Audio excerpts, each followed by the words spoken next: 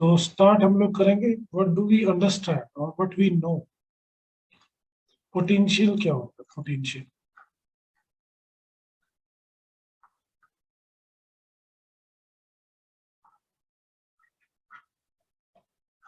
हमें potential energy पता है। पोटेंशियल किसकी वजह से होता है? Due to change in height. किसी भी सर्टेन पोजीशन के या उसके ऊपर या नीचे जाने में हाइट में चेंज होने पर हमारे पास पोटेंशियल एनर्जी चेंज होती है। हम ये मान के चलते हैं यहाँ पे हमारे पास पोजीशन पॉइंट P1 कि हम इस बॉल को ऊपर ले रहे हैं। यहाँ पे हम लोग मान के चलेंगे नीचे, that is position P2, ball को नीचे लेके आए विद रिस्पेक्ट टू ग्राउंड। ये हमारा यहाँ पे ग्राउंड है। ओके, तो अब हम ये मानते हैं ग्राउंड से हमारे पास हाइट हमारी चेंज होती रहती है। अब ग्राउंड से हाइट चेंज होगी तो इसका मतलब क्या हुआ? ये हमारी हाइट अलग, ये हाइट H1, ये वाली हाइट हमारी अलग आएगी। इसको हम लोग हाइट बोलेंगे H2, ठीक है, जिसपे हमारा इनिशियल पोजीशन, और ये जाएगा हमारे पास यहाँ पे H3 है। तो H3 हाइट, अब हम सिंपल ये मान सकते हैं किसी की रिस्पेक्ट में हमारे पास पोजीशन क्या है वो उसकी पोटेंशियल एनर्जी आएगी। तो यहाँ पे इसकी पोटेंशियल लेंगे तो mgH1, यहाँ पे इसके लिए, इस बॉल के लिए अगर मैं इस बॉल के लिए निकालता हूँ सेकेंड वन बीच के लिए, तो इसकी H2 है तो mgH2 पोटेंशियल एनर्जी, और यहाँ पे हमारे पास आ जाएगा mgH3। बट अगर मैं यहाँ पे ये भी कंसिडर करता हूँ कि मेरे पास एक और बॉल है, उसका पोटेंशियल एनर्जी क्या? If both have same mass, इसका भी मास m है, इसका भी मास m है, तो दोनों की पोटेंशियल एनर्जी भी सेम होगी। तो आज का टॉपिक हमारे पास यही है। अगर हम सेम लेवल के ऊपर रहते हैं, यानी कि अगर मैंने यहाँ पे ग्राउंड से ऊपर एक लाइन ड्रॉ कर दी और इसके ऊपर मैं वॉक करता हूँ एक टेरेस के ऊपर, तो इस टेरेस पे मैं इस पोजीशन पे खड़ा रहा हूँ, इस पोजीशन पे खड़ा रहा हूँ, इस पोजीशन पे या इस पे, अगर ग्राउंड से ये तीनों पोजीशन सेम हाइट पे है तो सबकी पोटेंशियल सेम होगी with respect to ground. Okay, हम ग्राउंड मान लेते हैं, हमारे नीचे से ग्राउंड है। Okay, clear? तो सेम वे अब हम अगर इसी को थोड़ा जूम आउट करके अर्थ के पॉइंट ऑफ व्यू से देखें, अब इस अर्थ से मैं किसी भी दूरी पे अगर मेरे पास कोई भी एक ऑब्जेक्ट रिवॉल्व कर रहा है या इस डिस्टेंस पे, यानी कि कोई भी एक फिक्स डिस्टेंस मान लीजिए, अर्थ में यहाँ मान लेता हूं, तो अगर वो रिवॉल्व करेगा उसकी वहां पे हाइट तो सेम ही रहेगी इस वाले ऑर्बिट में, अर्थ के अराउंड कर रहा है, तो इसकी पोटेंशियल एनर्जी सेम होगी क्योंकि ये एच सेम। और जब मेरे पास पोटेंशियल सेम है तो हर जगह पे value same, no work done. Equipotential वाली जो भी वैल्यूज होती हैं उन पे हमारे पास वर्क डन नहीं होता, क्योंकि इसमें तो मैं एक ही जगह पर रोटेट कर रहा हूँ, मेरा एच तो चेंज ही नहीं हो रहा है, mgh उस पॉइंट में। अगर मैं इसके अलावा एक दूसरा ऑर्बिट ले लेता हूँ जहाँ पे मैं फिर से दूसरी पोजीशन पे रोटेट कर रहा हूँ, यहाँ मान लो इसकी हाइट यहाँ सेंटर से, अर्थ के सेंटर से यहाँ तक चेंज है, तो इसका ऑर्बिट मान लेते हैं। ओके, तो इन दोनों की हाइट अलग अलग है, इसकी हाइट अलग है फ्रॉम द सेंटर, इसकी हाइट अलग है। तो ये जो सरफेस जहां पे भी पूरा घूमेगा इसको हम इक्विपोटेंशियल रीजन बोलेंगे इस ऑर्बिट के लिए। और जहां ये डॉटेड लाइन शो की है वो उसका एक इक्विपोटेंशियल रहेगा कि कहीं पे भी जाऊं तो सेम पोटेंशियल आना चाहिए। इक्वी मतलब equal potential at every point, और एवरी पॉइंट मतलब क्या होगा? जब उसका यहाँ से यहाँ का डिस्टेंस, यहाँ से यहाँ का डिस्टेंस, यहाँ से यहाँ का डिस्टेंस, कहीं का भी डिस्टेंस मान लो वो सेम होना चाहिए। ठीक है, बाकी प्रूफ तो हमारे पास रेफरेंस बुक्स में भी मिल जाएगा। तो मेन चीज ये आती है, तो ये मेरा सारा सबका डिस्टेंस आर सेम आना चाहिए। ओके, सब आर ही डिस्टेंस पे है। तो ये जो सरफेस जो मैंने यहाँ पे डॉटेड करके ड्रॉ की है ये है मेरे पास इक्वी पोटेंशियल सरफेस।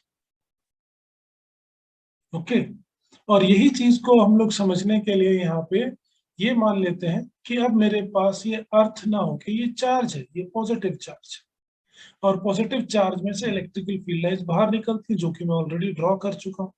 तो यहाँ पे भी हमारे पास इक्विपोटेंशियल सरफेस आ जाती है। ओके, ये भी एक इक्विपोटेंशियल सरफेस आती है। तो अब हम लोग इक्विपोटेंशियल सरफेस की डेफिनेशन समझ जाएंगे कि ये सरफेस पे any surface that has same electric potential, electric potential हमारे पास वोल्ट होता है, तो यहाँ पे मेरे पास जितना भी वोल्ट होगा वो हर जगह पे सेम आए, ठीक है, ओके, एट एवरी पॉइंट। अब एट एवरी पॉइंट का मतलब हर जगह पे हम उसको सेम मान के चलेंगे, okay, then this is known as equipotential surface. अब यहाँ पे एक और कंडीशन आती है, मैं इसके जितना पास में जाऊंगा वहां पे number of field lines increase होती जाएगी। नंबर ऑफ फील्ड लाइंस मतलब उनका रीजन, जैसे जैसे बाहर जाएंगे वो स्प्रेड होती जाएंगी, वो वाइड एरिया कवर कर रही है। यहाँ पे भी अगर मैं समझाने के लिए बनाता हूँ तो ये भी मैं बताना चाहूंगा कि इक्विपोटेंशियल सरफेसेस जितना प्रोटॉन और इलेक्ट्रॉन के पास बनेंगी वो ज्यादा कंजेस्टेड होगी, नियर अबाउट सरफेसेस होंगी, दूर जाएंगे तो उनके बीच का ये जो डिस्टेंस है ये डिस्टेंस बढ़ना शुरू हो जाएगा। रीजन यही रहेगा कि अगर मैं यहाँ पे मान के चलता हूँ कि मेरे पास एक सरफेस है, इतनी वाली सरफेस, ठीक है, ये सरफेस, सेम सरफेस को स्लाइड करके मैं यहाँ पे लेके आया, सेम साइज रखा मैंने, इसमें से देखो एक लाइन, दो लाइनें पास हो रही थी, यहाँ से एक लाइन पास हो रही है, तो यहाँ पे पोटेंशियल डिग्रेड हुआ, कम हुआ। यहाँ पे अगर मैं देखूंगा तो इसका तो एरिया अगर मैं सेम रखता हूँ तो यहाँ पे अलग रीजन में, तो यहाँ पे इसको इतना एरिया ज्यादा कवर करना है, तो यहाँ पे और भी कम। तो इक्वी पोटेंशियल सर्फेसेस नेट पे से इमेजेस देख लेंगे, जो कि हम यहाँ पे अभी इसमें देख लेंगे नेक्स्ट टू दस।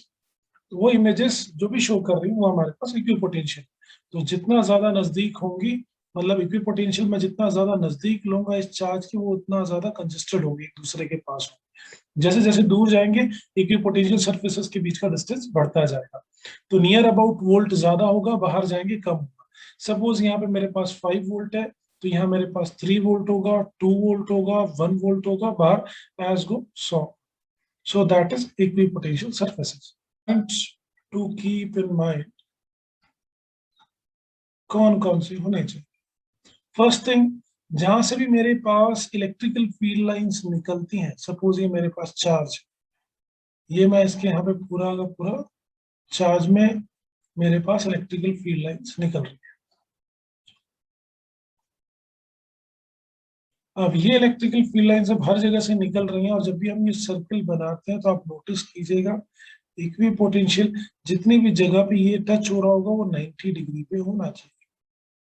अगर मुझे इक्विपोटेंशियल सरफेस किसी ने एक प्लेट प्रोवाइड कर दिया, प्लेट का मतलब कि मेरे पास ये प्लेट है और इसके अंदर मेरे पास अगर इलेक्ट्रिकल फील्ड लाइन जा रही है सेम चार्ज के लिए, यहाँ पे मैं चार्ज बना देता हूँ, तो ये वाली फील्ड लाइन स्ट्रेट जाएंगी, क्योंकि वो हमेशा नॉर्मल टू द सरफेस होनी चाहिए। ये उसका फर्स्ट रूल। यहाँ से जाएंगे तो वो भी 90 डिग्री होनी चाहिए, यहाँ से जाएंगे वो भी यहाँ पे 90, यहाँ पे यानी कि 90 डिग्री बनना चाहिए। तो यहाँ से निकले 90 डिग्री, यहाँ से निकले 90 डिग्री, तो ये सभी के सभी 90 डिग्री पे होते हैं, ओके, तो they are normal to the surface.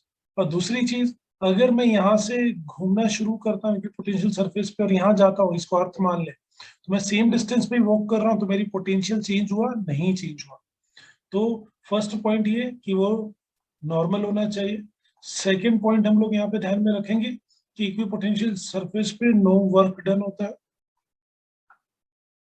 ठीक है, तो no work is done on equipotential surface.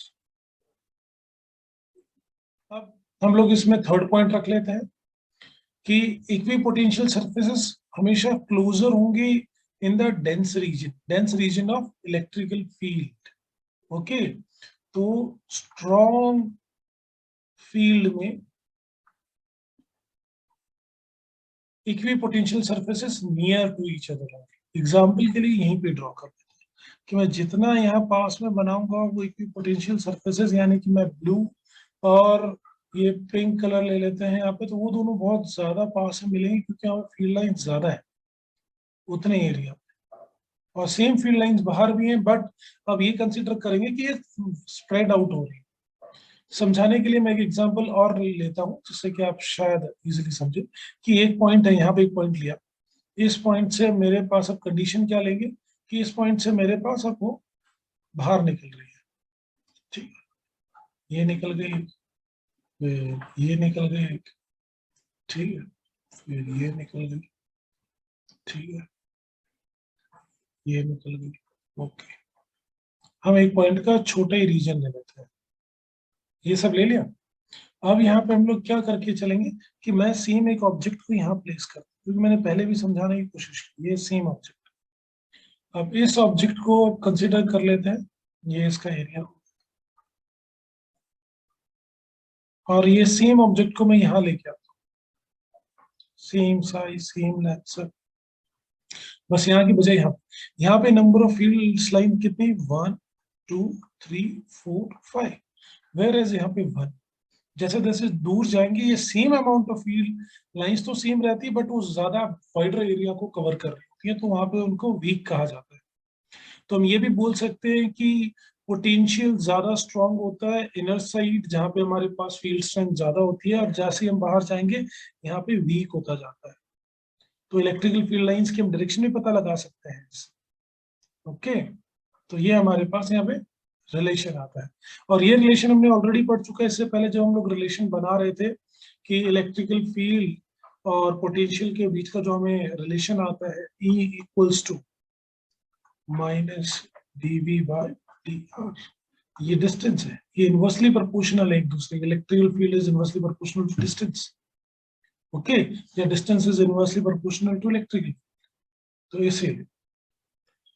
और फोर्थ पॉइंट, अब एक और लिख लेते हैं, कि पोटेंशियल सरफेसेस के लिए जो पॉइंट्स हमें देखने हैं, इनको प्रॉपर्टीज के टर्म्स में भी ध्यान रख सकते हो कि no two equipotential surfaces can intersect each other.